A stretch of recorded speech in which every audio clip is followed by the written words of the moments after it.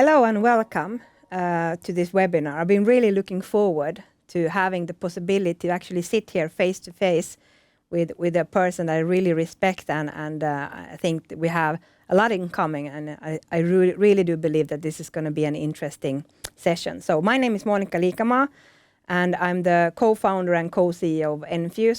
So my awake time, and we're probably going to talk about it also a little bit about the sleep time.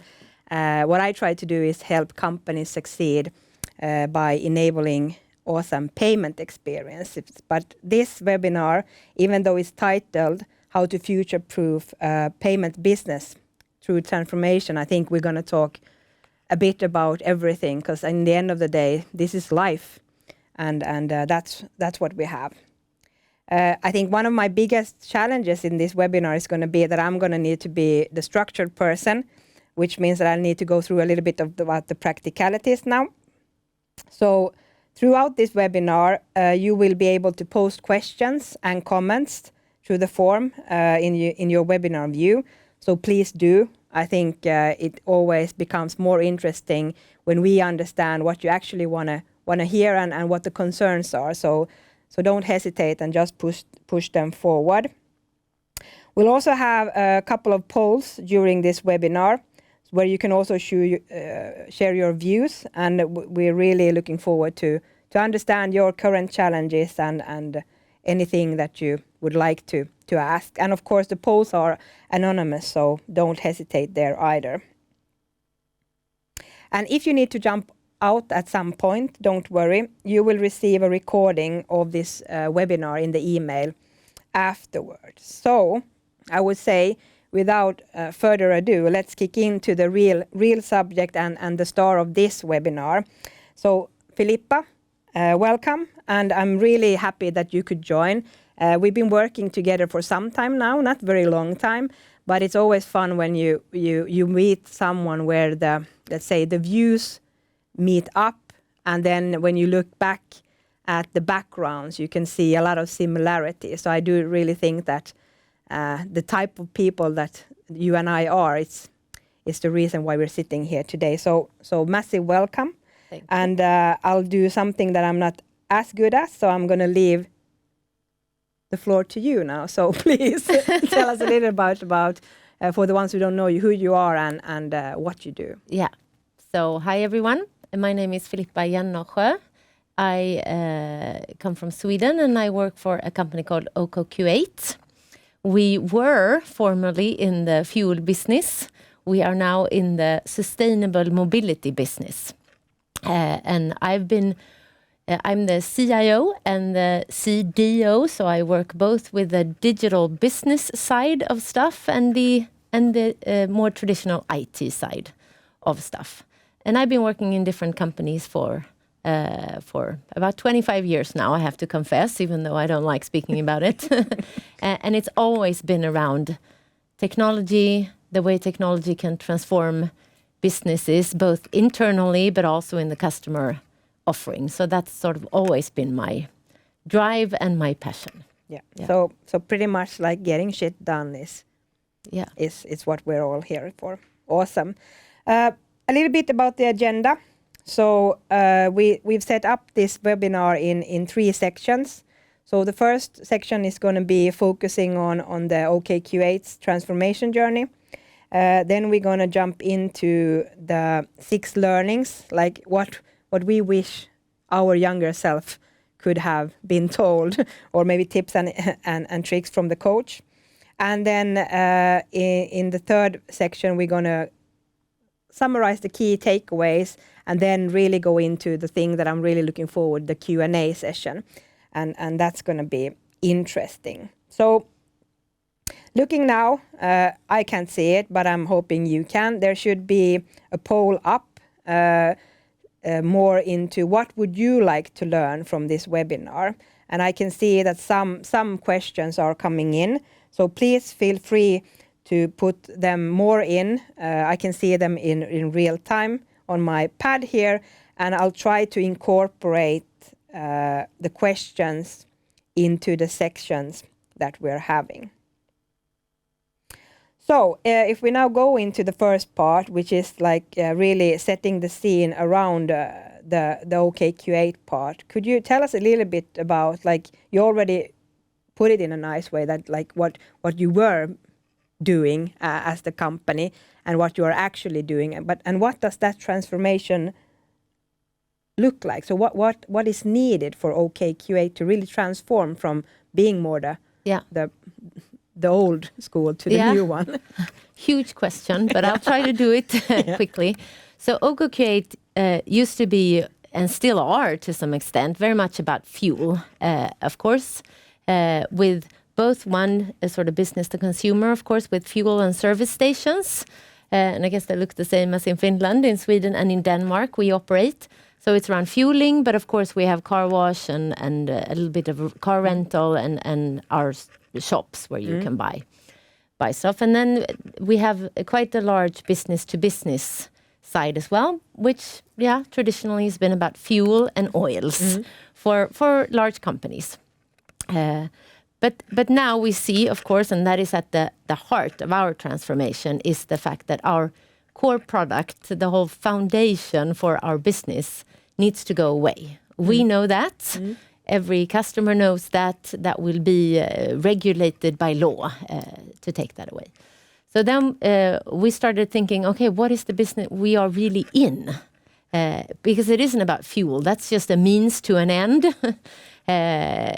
What we are actually wanting is to enable mobility and transportation of people and of stuff.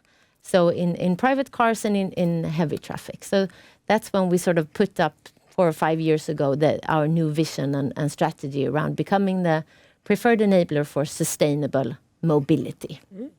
So that is, of course, finding what will the future look like when it comes to mobility. And I guess if someone knew that question, it would be fairly easy. But part of the idea is that we don't really know. We think it's about charging cars running on electricity. We think it's about car sharing more than today. Will it be about self-driving cars? Maybe. Who knows? And how will that then alter the way we interact with our customers? They used to have to come to our service stations. Now they don't. They can charge at home. They can charge at their jobs. And then we need to reach them in a different manner. And I think that's the second huge part of our transformation, which we share with a lot of companies, of course. It's the way digitalization changes our behaviors. So we need to reach out and be there for our customers, not only when they come to our service stations, but when they are at home, when they are at their companies, and wherever they are, and when they're on the road. Yeah. And I think that's actually a kudos to OKQ8, because I do think, and we're going to talk about it a little bit more also, that having the guts to take you in, because you are not from the business of selling fuel. Yeah, no. Because we talked about that, your background isn't that, but I actually do think that because you are transforming so much and really changing, I do think that and we're going to talk about the challenge of letting go also. I think it's always good to take in a pair of fresh eyes. Yeah. Because if you're like, what's the definition of insanity? Is to do the same things with the same people and expect a different result. So I think that's so. So what is actually the phase? So you said like 3, 4, 5 years ago, the vision and strategy was set. Where in that journey now, like going from where you were to where you need to be, are you currently at the OKQ8? That's a good question, and I think one of my core messages, it will never end, so we will never be there, and I think that's an important part of transformation. It's sort of, you have a vision, you have an idea, but part of that vision and idea is, it won't be exactly like that, and you will never be done. But if we do sort of if we still see it as some sort of from fuel to a digital company prepared for different kind of energy sources for mobility, I would say we're in the right in the middle when it's a sort of We still have our old business, and to be honest, that's sort of where we make most of our money. But we have also established a lot of new products and business areas, which are still not that profitable, which we are still trying to figure out what will the future look like. And we have also put in place a completely new organization where we have the physical old business and then the digital new, and trying to make them work together. So I would say we're right in the middle of where the old meets the new, sort of, yeah. And actually, that's a good segue to my next question, and that's about like, what is the actual change that you need to bridge? Because you are bridging, and how do you do it in a systemic way? Because as you said, if this was a project, it would have a start and an end. Yeah.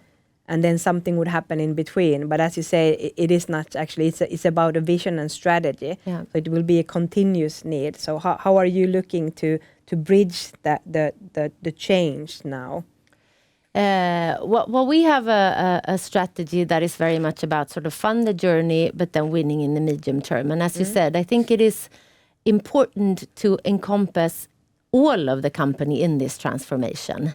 And just not, this is when we're done. As you said, it's about putting in place ways of working, putting in place a digital platform that also sort of makes you good at changing.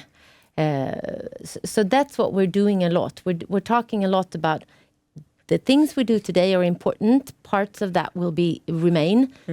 But here is something new, and we all need to understand that, and we need to make those worlds work together. Yeah. So then work stepwise. Yeah. So what you're saying is that it's not an IT project. No. Oh no. Yeah. It definitely not. This is a complete business transformation.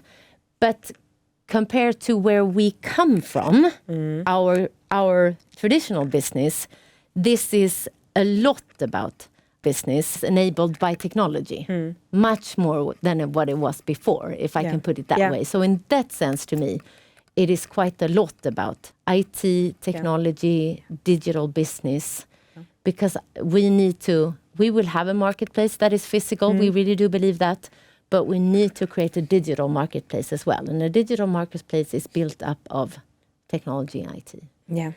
And let's not separate them.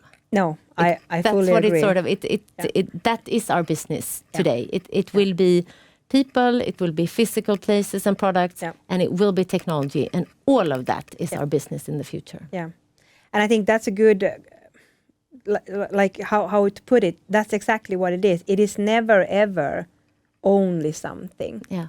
So we're going to talk a little bit about the and. There is always an and. Yeah. And I think it's more true now than ever, especially in the transformation of what we would maybe call a legacy business into the new, where survival is kind of what we're talking about. Yeah. So how will the business survive and thrive?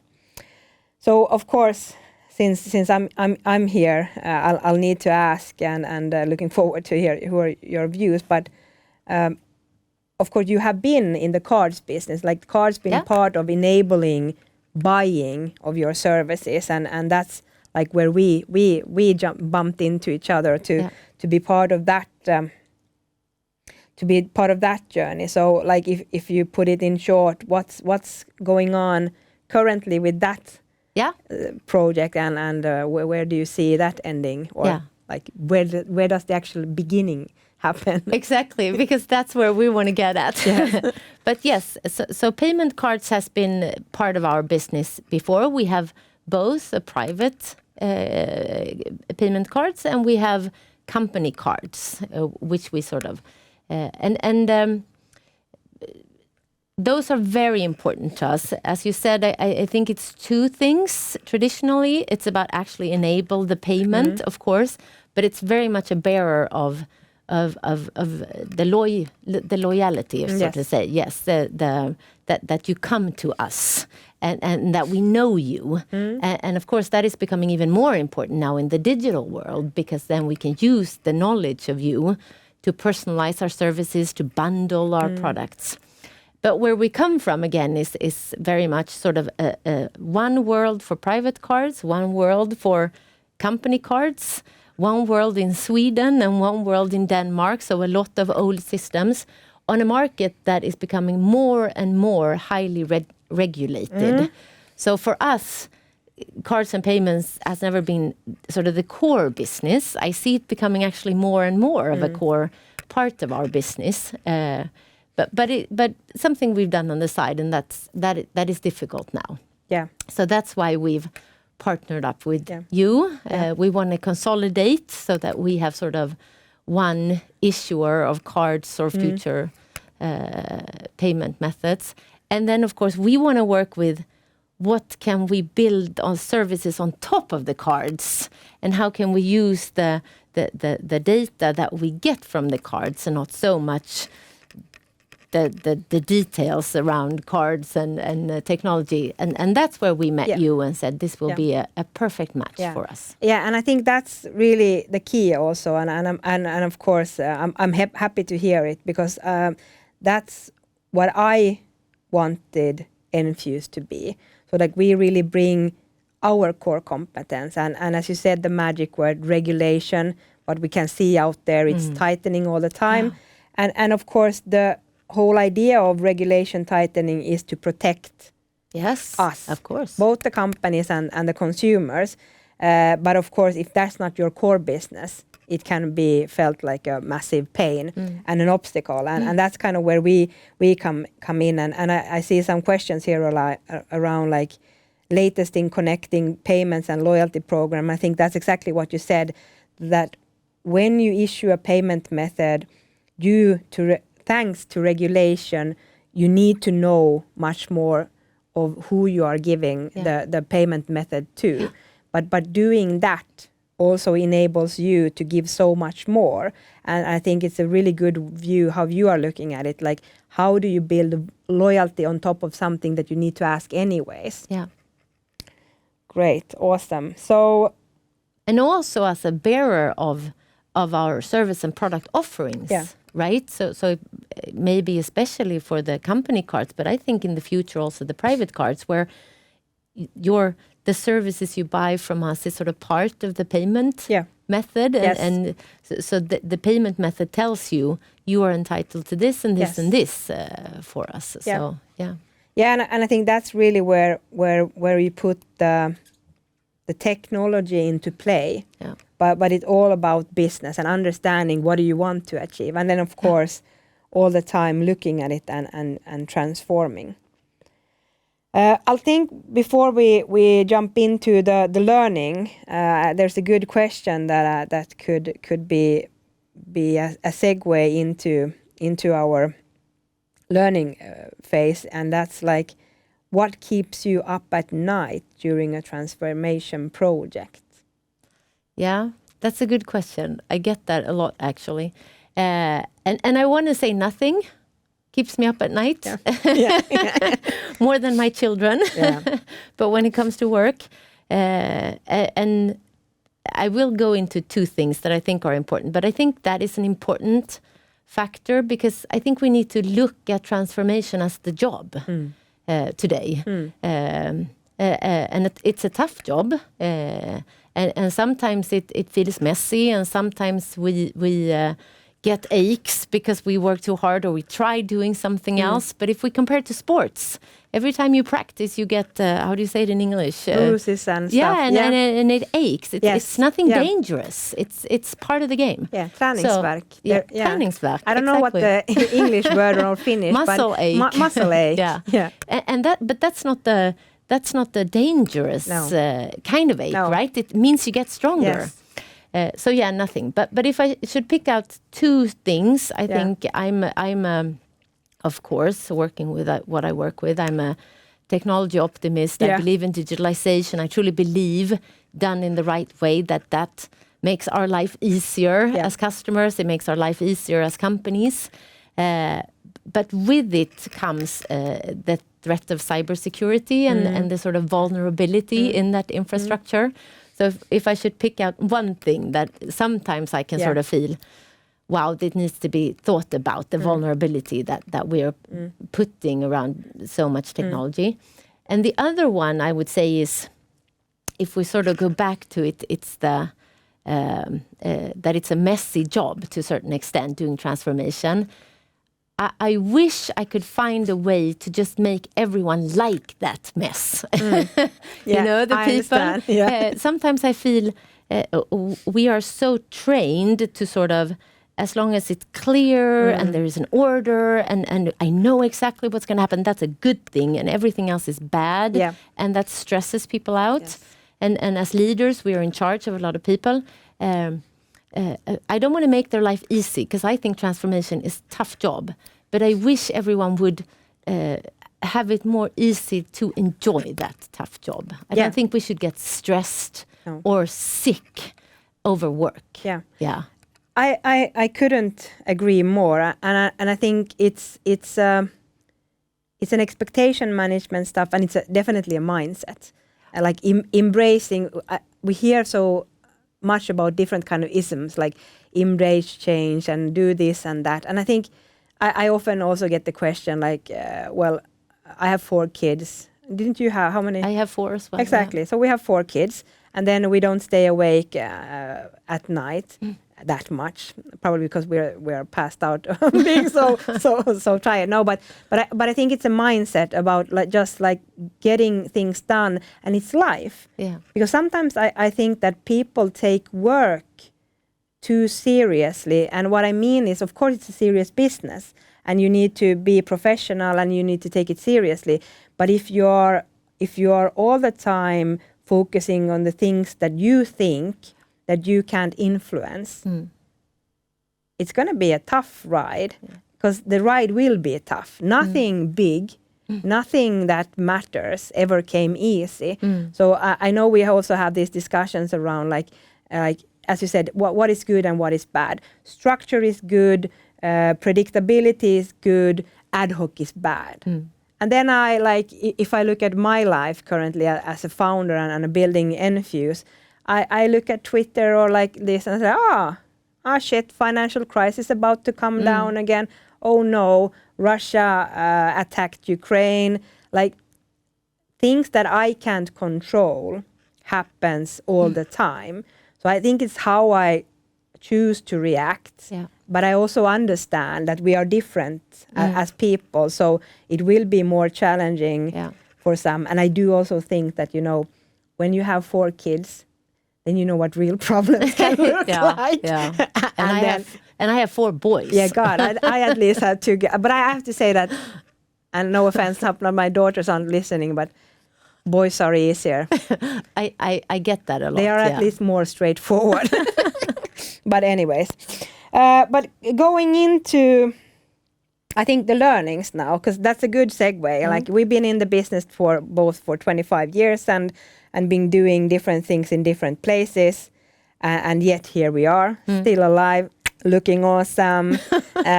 So if we go into the things we wish someone might have hinted, and maybe they did, we just didn't listen, which could also be something. We listed around 6 topics. So because when we discussed before, like what do we really want to give back, is like, if we think about the letting go, and I think you and I, from a bit different perspectives, are really in the business of letting go. And at least for me, I think I have never worked in a company before Enfuce where the vision and the strategy is so imperative. Because when I've been in bigger corporations before and it's been a bit more stable, then the vision is something, some might call corporate bullshit. It's the mumbo jumbos in the yearly results, the badabas or the CEOs and board. But I think for us as well, for OKQ8 on this like survival journey to strive, I think letting go is a big part. So how would you example that, for example? Yeah. No, I think I think it's an important part of transformation, right? It's in the word. It's in the word. Yeah. You come from something, you become something else. Yeah. I think there are lots of different dimensions to it. I think one important thing is we tend to be very judgmental people, right? So when we let go of something, we need to say it's bad. I think that's one important part of it. Fuel has not been bad. It's been an important part of taking this world to where it is, to certain extents around mobility, getting to know different cultures, traveling, stuff like that. Now it's become bad for the planet. So of course we need to get rid of it. But it becomes almost more difficult to let go of it if we need to say it's bad, because it's taken us where we are. So let's see the good in that and build on that. But also a big part of it is, let's not try then to think that repairing that is replacing it with something new, but it will be the same. No, it will not be the same. It will be something completely different. And that is also good. That's not scary. That's not, it does make this bad and this good. It just makes it different. And in the end, what is the difference or the need or the wish we're trying to fulfill for our customers? And just see the business as a means to an end.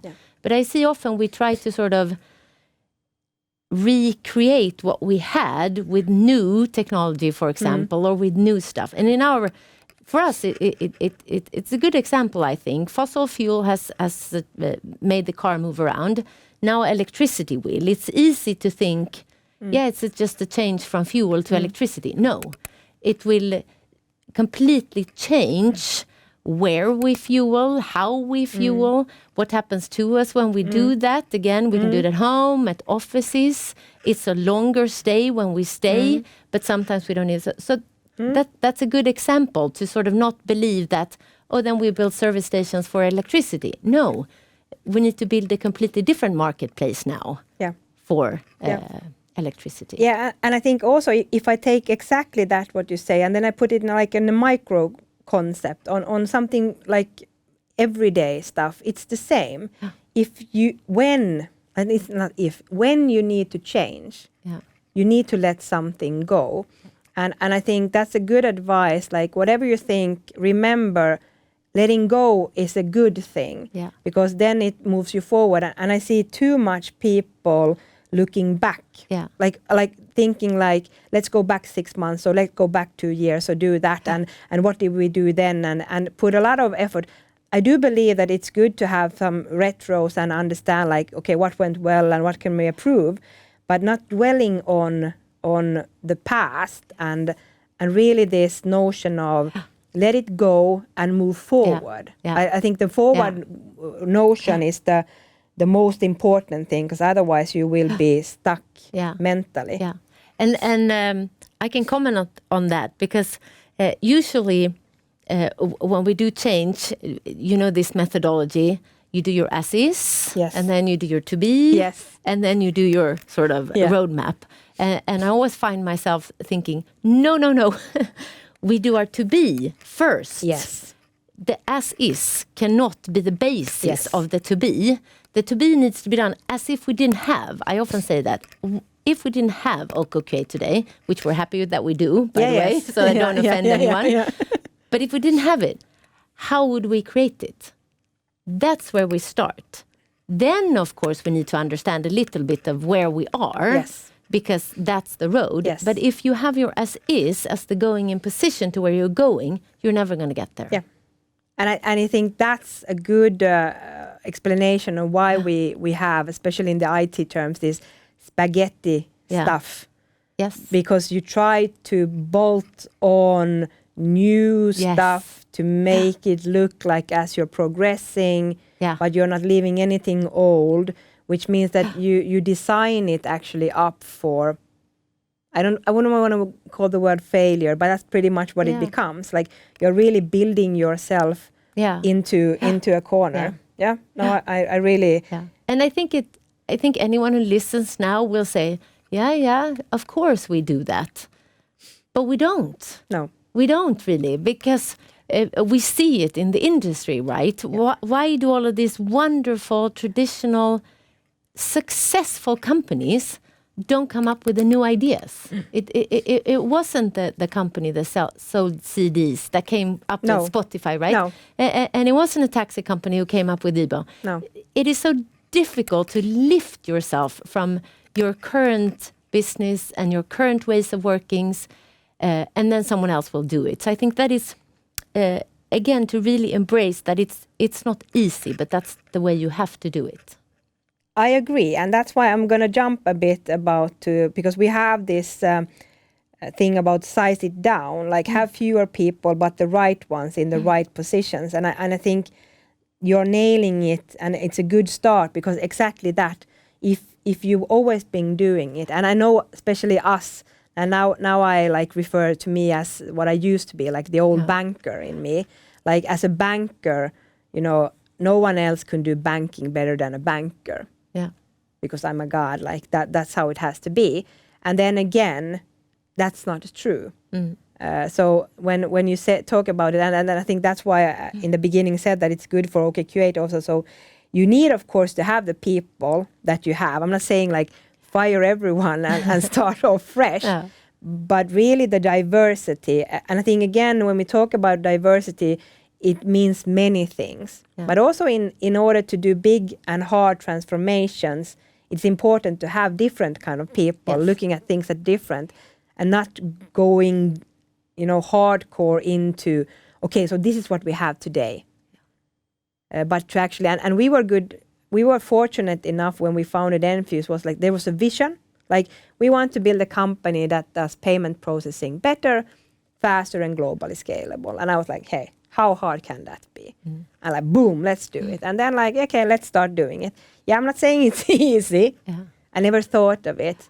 But if we would have looked at the things that were in place and what we were supposed to be doing, we would never have been a forerunner. Like we were the first one to put the processing into public cloud, not because I'm a tech geek fan, but that was the only way, because I had said it has to scale globally. Yeah. And then it has to be fast, and I need to have this amazing, like high availability infrastructure, but I don't have any money. And then my co-founders, when I asked the tech guys, they were like, yeah, well, when you put the scope like that, there is only one option, the public cloud. I said, no, not an option. I said, that is the option. Okay, then let's make it happen. And that's what we did. So what do you think about, like, when you look at it, like how many people actually work at OKQ8 now? Well, it's quite a lot of people, since we have a lot of service stations. So I think we are 5,000 or 6,000 or something. But not so many in the headquarters, of course. So how many are you in the heart of making sure that people get the change journey that you are on?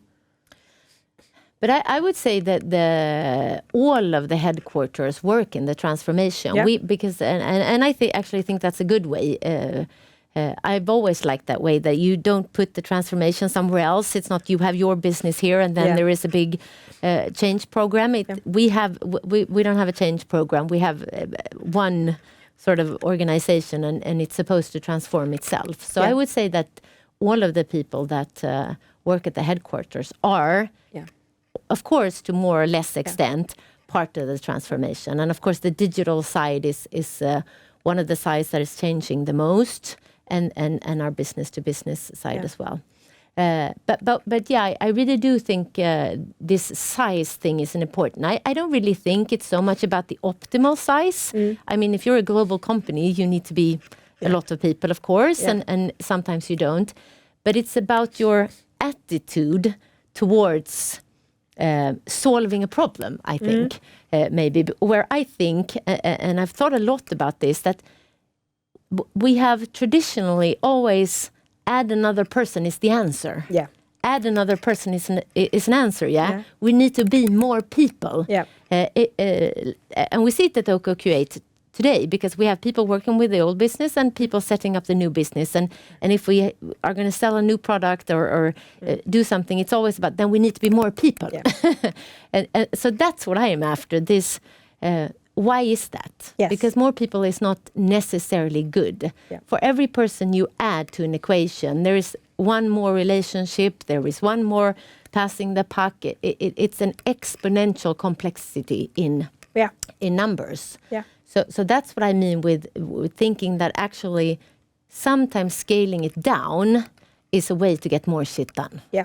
Because you don't, now I don't know how to say it in English, you don't trip one, it doesn't get crowded around the desk or you don't trip each other off, right? Yes. True. And again, I think we can learn from sports. If you do bad in hockey, you don't throw 3 people more into the ice. You would bump into each other. So yeah, it's about sometimes fewer people can do more because it becomes easier to cooperate. It becomes easier to share the vision. It becomes, and I think an interesting thought is how can you create that almost startup setting in a larger scale? To some extent we tried. I'm not saying we're there yet, and it's difficult, but if you look at our digital side, we really did try to sort of make an architecture that is composable or modular to create sort of autonomous teams that can be a little bit more flexible. Yeah. But of course there are so many dependencies, so it's not easy. No. But I think it's more again the mindset. Yes. The mindset that let's not have the first answer always be add someone. Yes. Let's try to find another answer. Yeah. Yeah.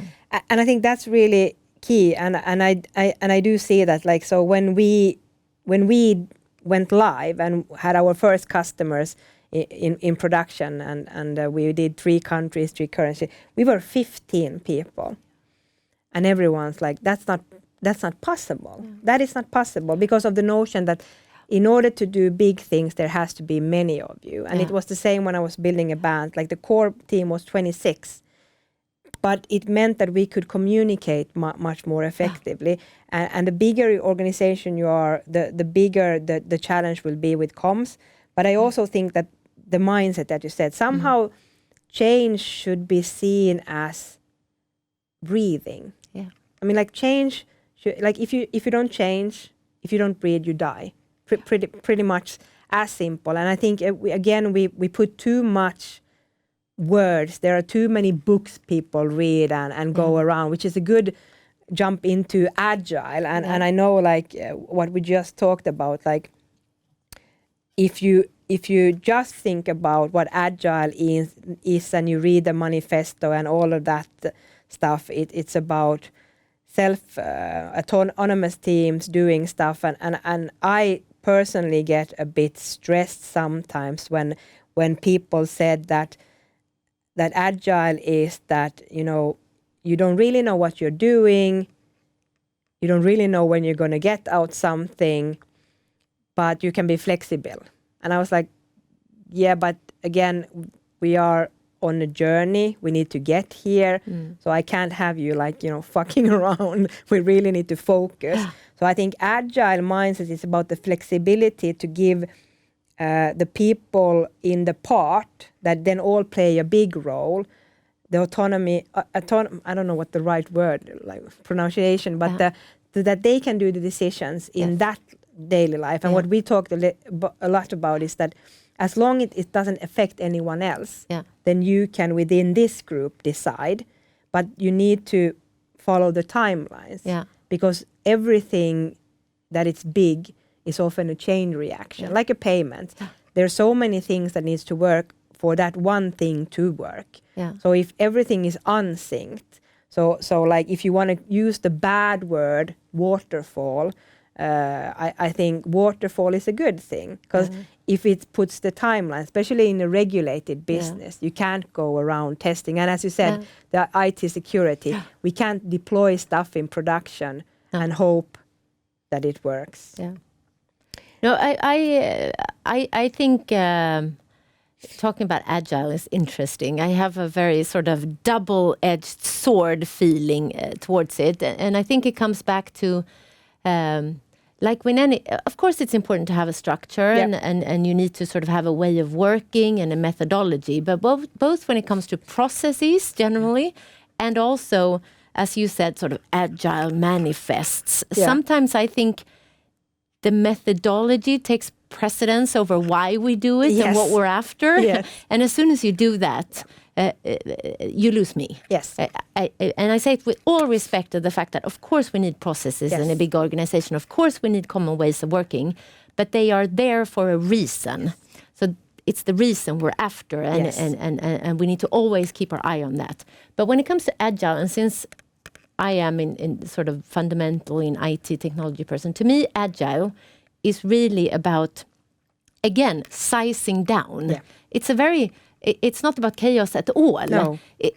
Au contraire, I would say. It's very clarity. It's clarity. Yes. And it's very much about it's very analytical and very much about looking at something and seeing what is the core here. What is the core? Where does this start? Yes. And let's start with that and make it small. Yes. Make it work, and then we add, and then we add, and as we learn and use this, we know what the next thing is to add.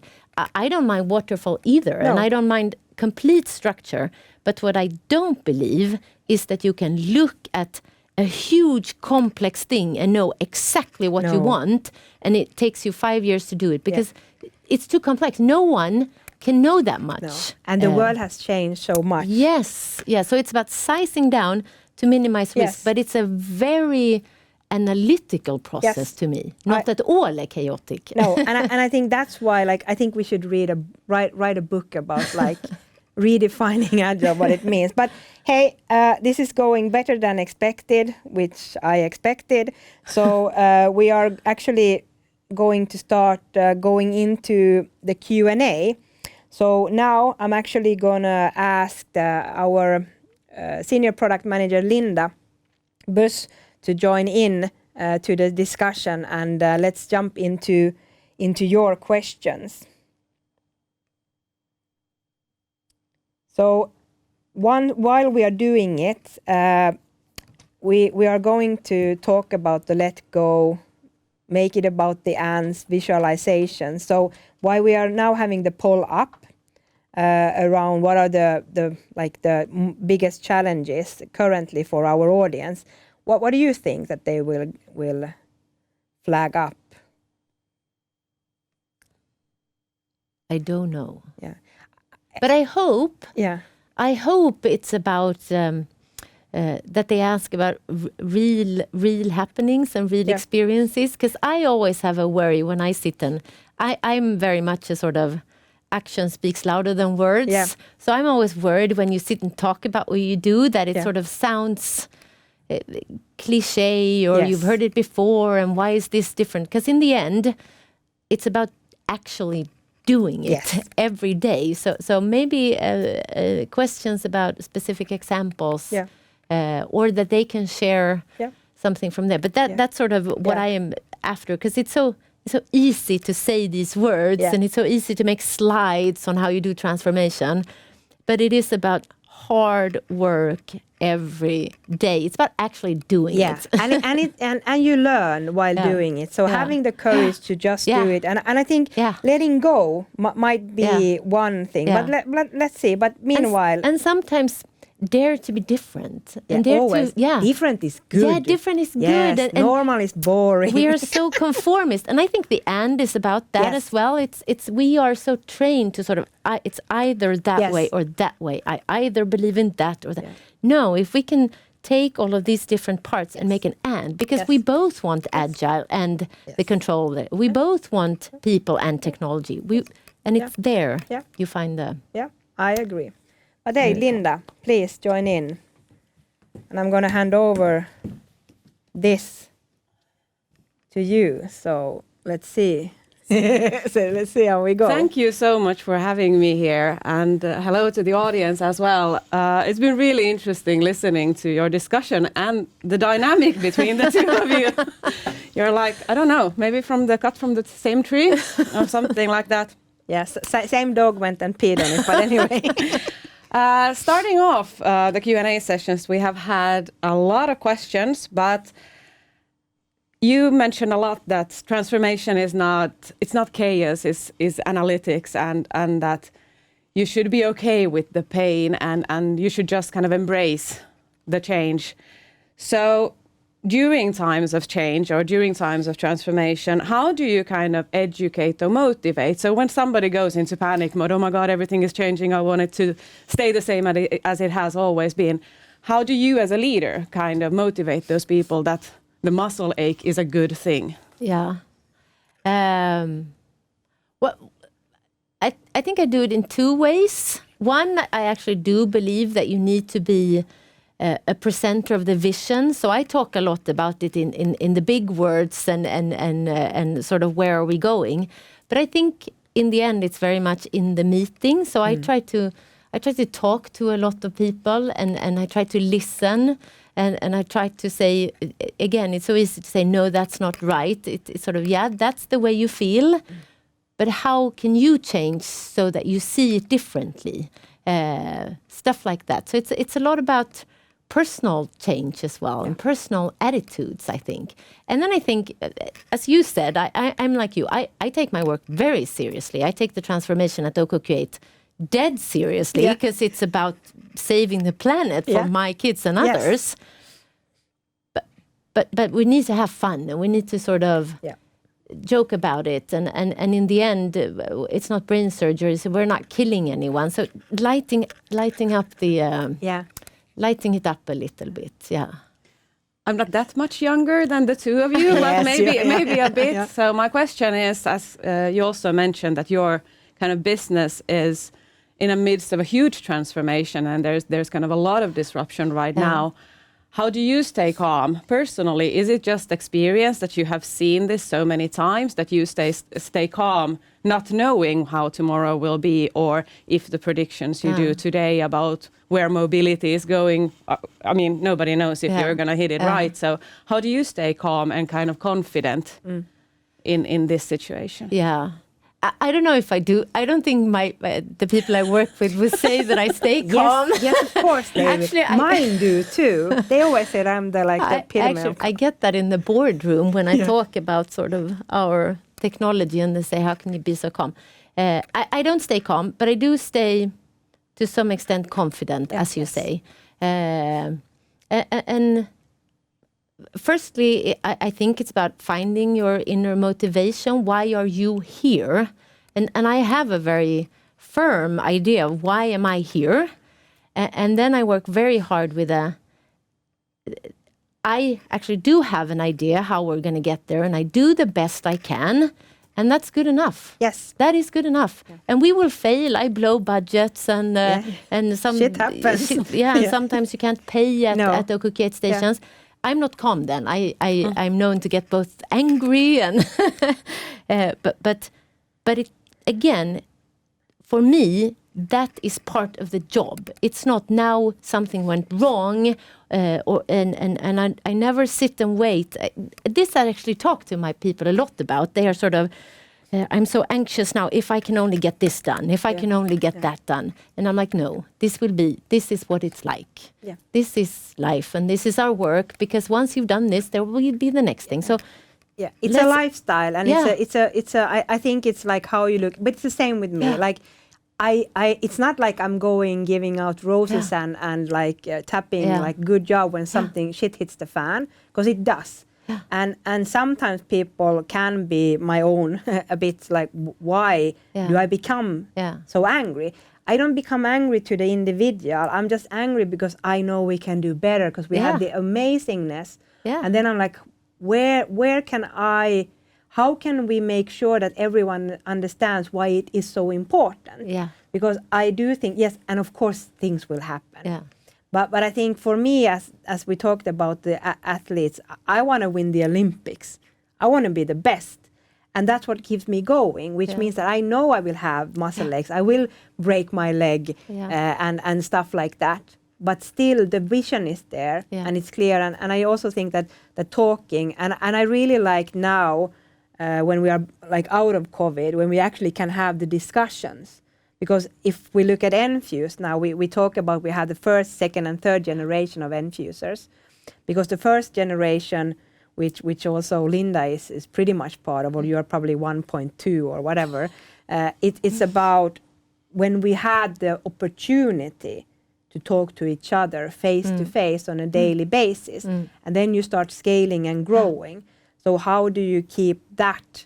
But I think what you said, that it matters. So when you know, like, you have your personal vision, and when that aligns with the companies, I think then nothing that happens will ever be too much. I think COVID was for me that, like, then I was like, okay, I can't impact. I have no idea how long it will take. But if I look at what has happened previously in history, it has been around 4 years. So mentally I was like, okay, 4 years. Can we survive 4 years? And then I told Denise, my co-CEO, like, if this now goes to shit, then I'll like, no, I did my best. But then we grew. And I think it's all about, because we never lost sight of where we're going. And it's the value in the steps you take as well. That's part of this. This is the life you get. Don't wait until here. There, even though you have a vision, and I think a lot of people say I have quite like visions of large transformation and something completely different. I scale that down to a certain extent. But this is also about the end, and I think we had that one. The importance of sort of having that vision and truly have a pull against it. And I think you need imagination. It's one of your key core competences. You need to almost be able to live in that world. But then it's about enjoying the steps. But that's even if you just go that little bit far from this, there is value in that. And that is comfort. And then you take the next one. And that's also around agility, right? It's there is value in every step. And no matter what happens then, that's a value. So finding these steps where there is value, that is one way to also, I guess, stay calm. So next question. You mentioned a couple of things that keeps you, or doesn't keep you up at night, but potentially could keep you up at night. And going a bit back to that topic, so there's a question, where are the key risks for a transformation program? So based on your experience, not just kind of what keeps you up at night, but I said that what's the key risks that you think needs to be mitigated so at least you won't kind of fall into that pitfall? Well, I think the key risks is the negotiation to the 6 things that we talked about. But I think the biggest risk is that you don't connect your vision to where you are and you work in between. I think we talked about this. I think there's a lot of companies that have a huge vision, but then they don't know where to start. They don't know where to start, and that they cannot... So the practical steps are missing, and the actual kind of concreteness. And I think I mentioned before my favorite movie in the 80s, which will blow everyone away. But it was Karate Kid. Right? I love it. It's such a wonderful master.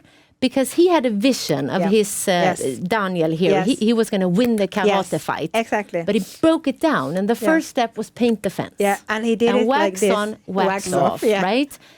To me, that's the perfect symbol of connecting your vision to where do you start. And when I see transformations fading, it's either you have a vision, but there is no rubber between here, so you don't get going.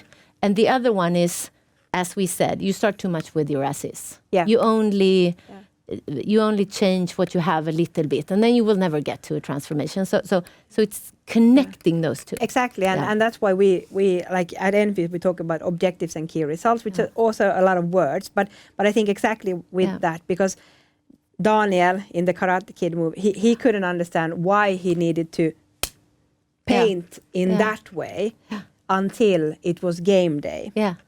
But that's leadership, and I also believe so. What, like, if I would put it like the biggest challenge to ever succeed or fail is the people.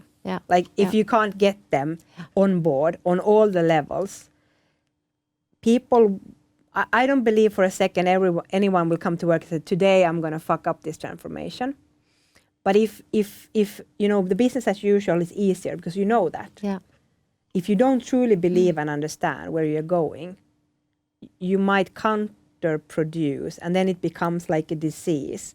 So people is a communication. It's the hardest skill for anything actually in life.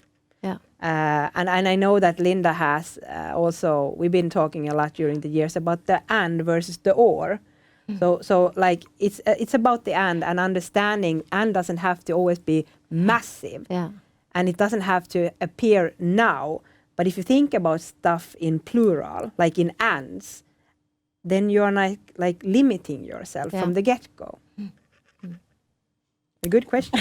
Yeah, very good Okay, questions. going a bit more into OKQA's business, and as said, the entire change in mobility. Yeah. So, what do you think is going to be the business model? It's in the future of mobility. What do I think is going to be the business model? Again, as I said, I think to us it's very important that we become both a physical marketplace and a digital marketplace. So we truly make business on our digital platforms. We don't do that today, very little. So that's part of it. And then I think it's for us, it's diversifying our product range. We are very much a sort of one key product kind of thing, and I think the solution will not be that in the future. It will be a lot about charging, but I think we need to make money on data. I think we need to make money on the knowledge that we have of stuff.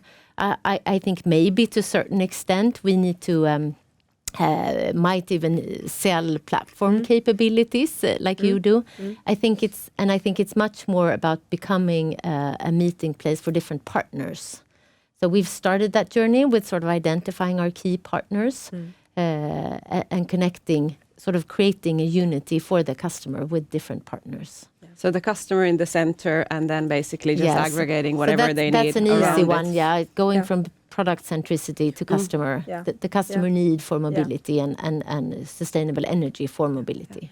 Can you share a bit about the journey you have taken to kind of come to this vision of where you want to be? How, from identifying, there will be a post-fossil fuel time in the world to where you are now, how have you done kind of the thinking about where you want to be and how you have formed a... It wasn't a sauna session because Swedes don't do sauna. So. No, we don't do sauna. I think it's been. I think it actually started before me. So we had a new CEO coming in, who sort of he did a lot of the sort of waking everyone up after having sort of been in a very stable. I think even more stable than a lot of other businesses. Since it's like an oligopole and not very much competition. So he did the groundwork there in sort of saying to everyone, we need to find something else. And then I think it's been a process in over the last couple of 4 or 5 years. So in the beginning, that's all we knew. All we knew was what we do today is going to go away. And then it's been a search process. And it started with very unclear strategy around funding the journey, making as much money as we can on the old business, winning in the medium term. We didn't even know what that was. We had 4 categories. We know it was sustainability, digitalization, grow non-fuel, but to some extent leverage our core assets. And that has then been the journey around these 4 or 5 years, is to fill those 4. What are they? It's about solar panels, it's about charging, it's about digital platforms and a digital marketplace. So, and now I think we're homing in on what we think it is, but we still don't know. Yeah, and it probably will change. It will probably always be that. And we often get, can't we make the vision and strategy even more clear? And I don't think we can, because it is about flexibility. Yeah, and I think unfortunately we are running out of time. So so thank you so much for coming. And I think like if we need to compress it to some key stuff, and I'll be happy to hear all your comments. So please keep sending in and looking to the recordings. It's really big stuff never comes easy. It's about the ands, courage to just be yourself, because like being like everyone else is a bit boring. So whoever you are, just be you. And communication is a key skill to succeed in any kind of transformation. But I was really happy to have you here. I think we could have gone on for a day. So thank you so much, and thank you all for joining, and have a great day.